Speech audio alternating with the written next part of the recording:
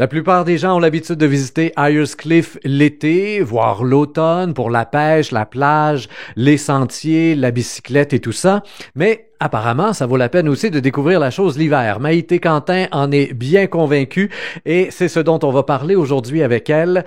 Et elle est en compagnie aussi de Mike Crook et de Linda Grenon qui va pouvoir nous parler dans quelques instants de la journée plaisir d'hiver. Mais au-delà de cette journée-là qui a lieu les 1er et 2 février, le festival plaisir d'hiver, mais l'hiver à Ayers Cliff, c'est quelque chose de très plaisant et il y a passablement de choses à faire encore. Maïté. Oui, il y a beaucoup d'activités. C'est surprenant pour un petit village comme Ayers Cliff. La diversité de l'offre, elle est impressionnante. On a le patinage avec le parc Tyler puis la patinoire. On a également le sentier nature Tomiphobia accessible en hiver avec un sentier de 20 km magnifique. La glissade sur un terrain privé, mais où les gens sont invités. Puis on a le lac aussi. Le lac se transforme en grand terrain de jeu. Puis c'est intéressant. Malgré l'hiver un peu chancelant qu'on a là cette année, oui, le lac, c'est ouvert là présentement pour la pêche sur la glace et puis éventuellement juste pour aller faire une petite balade avec son chien? On invite les gens toujours à être prudents puis à vérifier l'épaisseur de la glace, c'est certain.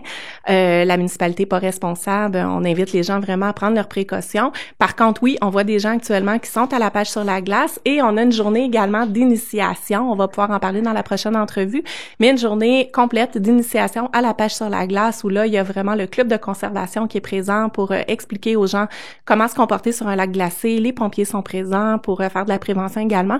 Puis, on donne le matériel, on permet aux gens d'expérimenter la pêche sur la glace, mais on pourra en parler à la prochaine entrevue.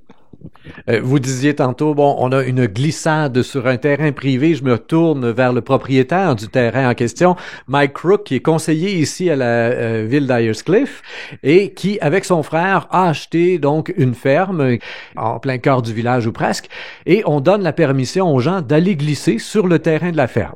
Oui, c'est ça. Nous autres, ça va être le 2e hiver que nous autres, on a acheté cette ferme-là et on a toujours trouvé que c'était une place que le monde, vraiment, il savait pas qu'est-ce qu'il y avait là. Donc, on veut inviter le monde pour aller voir ça et emmener les enfants, viens en famille pour glisser. Il y a toutes sortes de petites côtes et collines que le monde peut jouer. Donc, moi, je trouve que c'est très important que le monde le sache.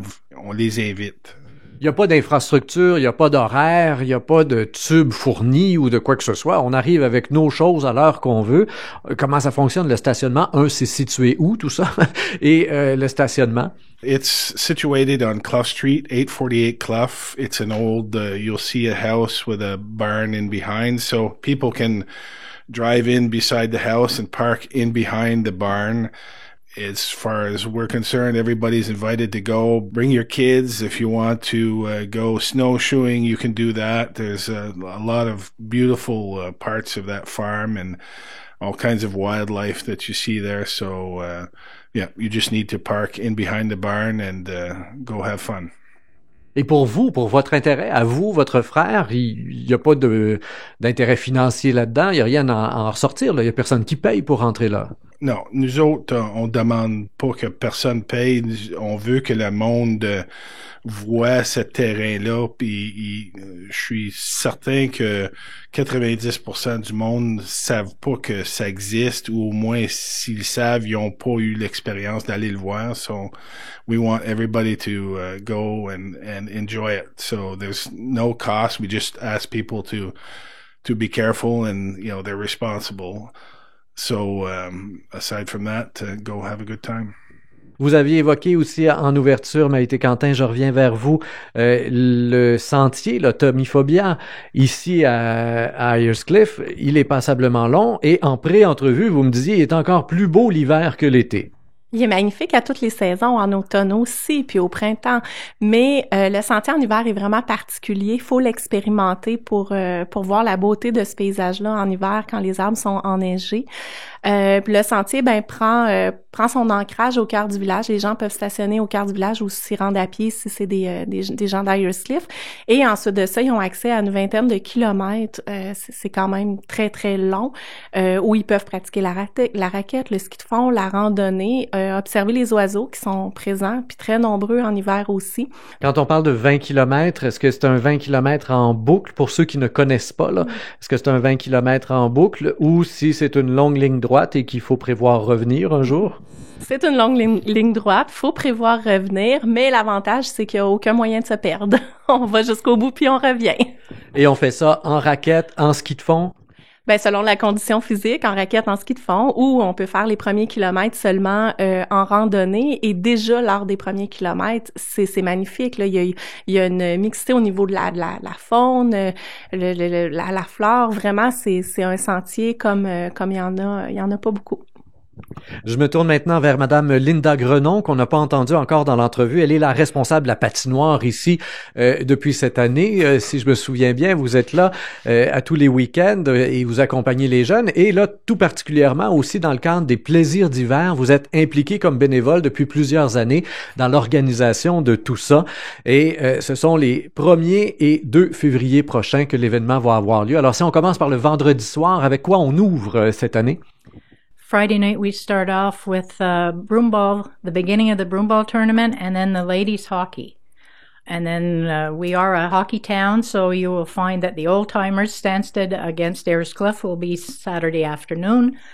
Sugar on Snow is a big favorite. There's a sleigh ride that goes through town that you can hop on, hop off. Don't forget the costume class. That's a big thing for me. Bring the kids, dress them up. They're going to go home with a prize and a big smile.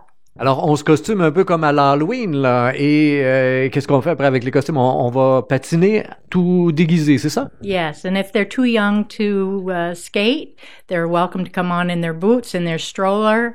We've had babies. The prize last year for the youngest was 3 months old. So bring the kids. Parfait. Donc, c'est vraiment, hein, l'idée, c'est d'avoir le plus de familles possible, bien évidemment, dans ce type d'activité-là. Vous l'avez souligné rapidement, Madame Grenon, il y a cette partie de hockey, les old-timers d'Ayrscliff contre les old-timers de Stansted. C'est un classique, c'est quelque chose qui se répète année après année, ça? It's a big deal, and there's a big trophy to be won, and hopefully the boys keep it at home. OK, ouais, c'est sérieux en plus, hein? Le message est lancé, l'équipe a besoin d'être performance. Et quand on parle de old-timers, ce sont comme des 60 ans et plus qui vont être là sur la patinoire ou... 50s and up, we'll say. There might be a young one in there, but if there's a young one on one side, there's one on the other side as well. On s'arrange pour que ce soit équilibré et que tout le monde puisse avoir du plaisir à travers tout ça. Évidemment, les carrioles sont toujours là, donc promenade à cheval, tout au cœur de la ville, ou si on va se promener justement dans le fameux sentier Tomiphobia avec les carrioles, là? No, he has a tour around the town, and it might last 15-20 minutes. Dress warm. You know, dress according to the weather and make the best of it. There's jumpy houses, there's a snowshoeing, you name it, it's going to be there. You won't be disappointed if you come to our little village that day. Et le tout se conclut par un feu d'artifice. C'est rare qu'on en a des feux d'artifice l'hiver et ça doit être absolument magnifique. Si on a la neige, si on a une belle température, de voir refléter ça un peu partout, les couleurs, le feu d'artifice au milieu du froid, ça doit être sympathique, ça. The fireworks are amazing and very important to take note this year. They're at 6 o'clock. If you live in town, you can probably see them from home, but if you don't, come up to the rink and you don't want to miss that. They're beautiful. Alors, c'était Linda Grenon qui nous parlait, je vous le rappelle, des plaisirs d'hiver. Ce sont les premiers, le vendredi soir, 1er février, et le samedi, toute la journée, dès 9h le matin, ça commence. Après les feux d'artifice, il y aura les finales du fameux tournoi de ballon-ballet. Nous avions avec nous pour cette entrevue Mike Crook, qui nous a parlé de la glissade sur les terrains de la ferme qu'il a acheté avec son frère. Aussi avec nous Maïté Quentin, qui nous rappelait cette possibilité de ski de fond, de randonnée sur le sentier Tomiphobia et la pêche sur la glace aussi, Ayrscliff l'hiver. C'est ce qu'on vient de vous présenter dans cette entrevue. Comme toujours, je vous invite à la faire circuler sur Facebook, Twitter et autres réseaux sociaux. Au microphone, Rémi Perra.